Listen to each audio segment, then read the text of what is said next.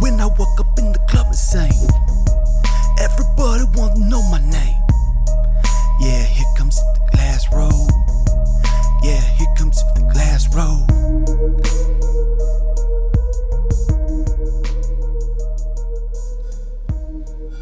I made a pretty extreme allegation in my last video or the video before that. I said that the judge wanted the sheriff's department to do terrible things to me while I was in jail to convince me to take a lawyer so that they could declare me incompetent. Because if there's anything that exists as an incompetent person that will make the argument I just made, I said that the police menaced me. They committed the textbook definition of felony menacing because he had a weapon and he repeatedly threatened to hurt me, and he did it for no reason. What I said to him is, call my boss. And he kept saying, in here I can do anything I want to you. He was like, I mean, I was handcuffed, and this guy has a weapon, and he's threatening to hurt me over and over and again for telling him to contact my boss, who will confirm my story that I worked for the NSA. Because if you read the police report, it's like, this guy thinks he works for the NSA. He says that every single person at Oracle is an assassin. He is nuts. He says he worked for the president. No, what I said is that I back when I was working for the NSA, the director of the CTO told me that Donald Trump wanted me to do the project. So I was working for the president, even though I didn't want to work for the president.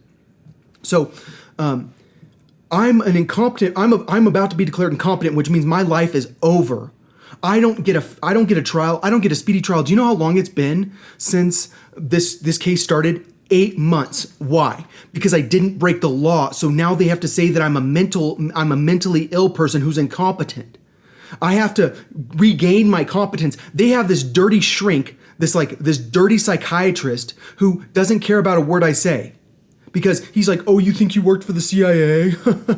No one worked for the CIA. No one in Colorado Springs. It's not like we're a giant military town. So what I'm trying to tell you is that this judge put me in jail for what? For contempt of court. Because he told me if I say something one more time, then I will be put in contempt of court. And why did he tell me that?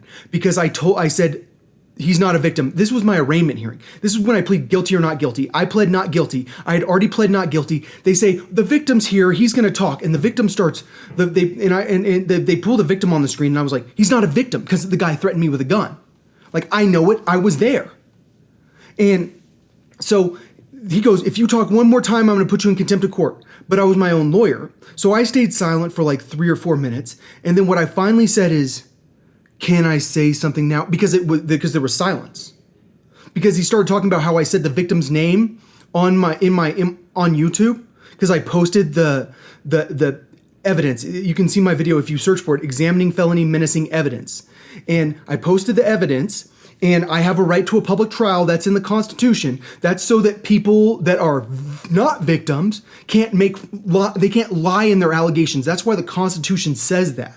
Because the Constitution's written to prevent fascism. So I published my discovery because I'm allowed to, according to the Constitution. I don't know that the Constitution's not the law. I think the Constitution's the law. Other people don't think it's the law. So the judge is mad about that. He brings in the victim. The victim is saying that I'm going to kill his family and blah, blah, blah, blah, blah. But really, I didn't even break the law. I didn't commit felony menacing at all. The police committed felony menacing because this guy had me handcuffed. He's got a gun, and he keeps threatening to hurt me over and over and over again for telling him, call my boss. She'll confirm my story that I worked for the NSA.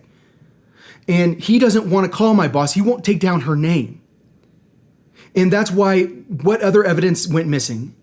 The FBI interrogation of me when I was in jail, where I told him how to contact this guy, Andrew, who was my coding partner when I worked for the NSA, and I told him how to contact my boss. They don't care, so they destroy the evidence.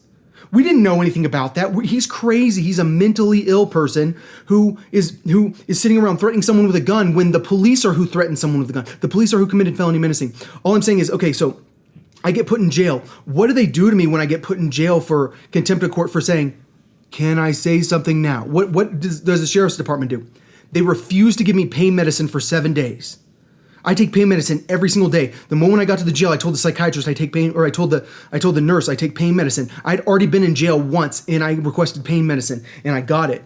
This time they made sure I didn't get pain medicine, and they put me in a cell with this Crip who had murdered someone when he was a kid. That was his first charge, and he was very violent. He was the worst cellmate you could ever get put with.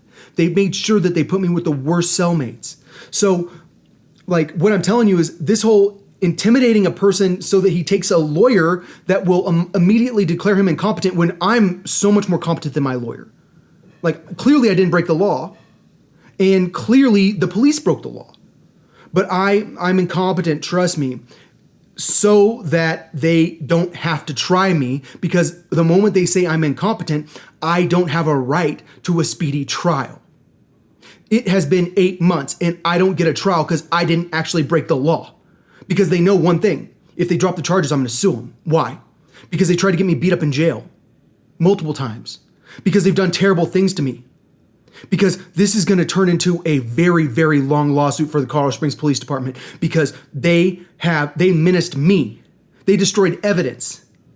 They are bad people. I'm just saying, like, the DEA and their partners with the Colorado Springs Police Department, they're bad people, and they are going to get what they deserve, which means what's going to happen is COVID-19 is going to get way worse. And yeah, maybe I'll have done time in a mental hospital or done time in jail or whatever. And someday you're going to have to tell the truth, because we're going to be the people that have the solution for COVID-19. And you're going to go, oh, we thought he was crazy because there's no drug lab here. Even though when a police officer came over to my house to intimidate me over sending these letters, what she said to me is, there are drug labs everywhere. It's not a big deal there's a drug lab here. I mean, what kind of a police officer responds like that? All I'm saying is, the police are dirty, and the sheriff's department refused to give me pain medicine for 7 days, and they tried to get me beat up in jail, and they are going to get in trouble too. This is going to turn into a bad situation for everyone. I'm out of here. Sorry I'm talking so much. I just really like my intro song. I should play it out too. When I walk into the club and sing. I love my song. All right, I'm out. Peace.